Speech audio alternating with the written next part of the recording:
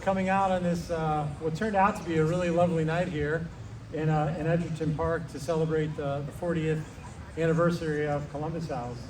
First of all, a huge thank you to all of the sponsors that had made this happen. Really appreciate it. Couldn't do it without you. Your name's on the website. If you want some more info about that, let me know. Columbus House, as I think all of you know, opened its doors in 1982 at 200 Columbus Avenue in New Haven.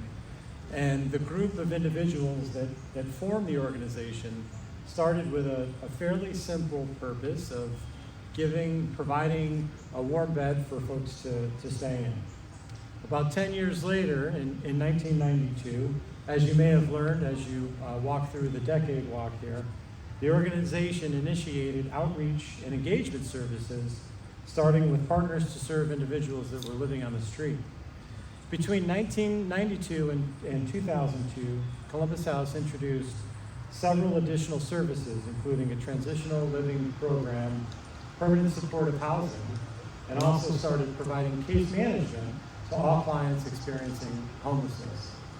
And by 2002, the shelter doubled its capacity by moving to its current location on El Abrazo Boulevard. Since then, Columbus House has continued to provide new and innovative services.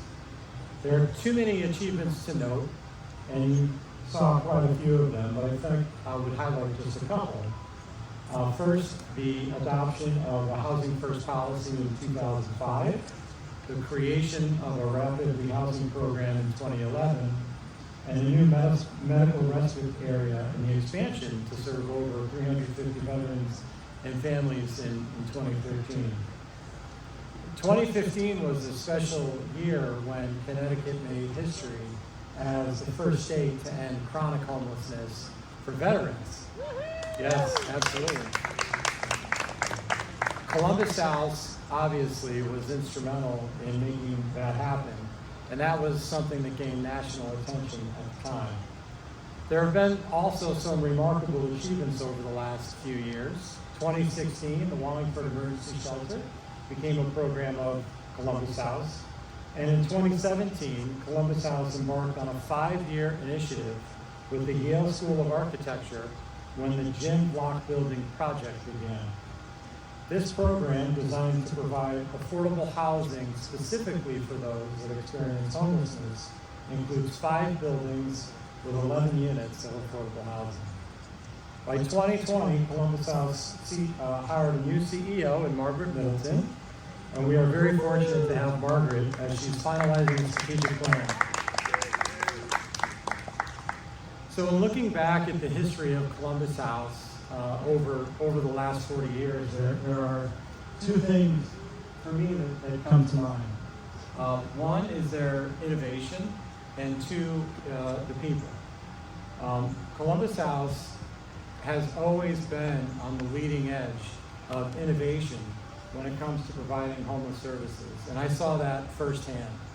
As I shared with many of you when I was volunteering at the Wallingford Emergency Shelter, here we were providing essentially a place to stay and a warm meal, and Columbus House down the road was providing real solutions for individuals and all of the things that I just mentioned.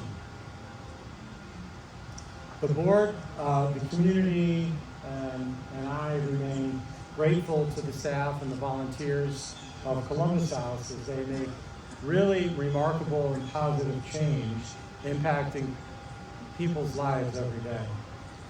Columbus House has provided hope and homes for many individuals and families. And the organization, I don't think there's a question about it, serves as a model for nonprofit management. From humble beginnings to a very bright future, Columbus House has and will continue to support our community in a very meaningful way. So at this time, I'd like to introduce someone who really doesn't need an introduction at all, but I'll make one anyways. We're so grateful and happy to have Allison Cunningham join us this evening. Under Allison's leadership, which spanned 21 years, Columbus House helped thousands of people find homes, And as I've said, the organization experienced tremendous growth. After serving as the CEO of Columbus House, Allison recently moved on to pursue a passion. And I'm pretty sure she's very happy doing that right now. Allison currently serves as the Director of Professional Formation and Title IX Coordinator at the Yale Divinity School. This, by the way, as Allison is probably too humble to tell you, this organization recognized her decades of service by awarding her with the Sloan Coffin 56 Award for Peace and Justice in 2018. Congratulations, Allison. So please join me again in providing a very warm welcome to our dear friend, Allison.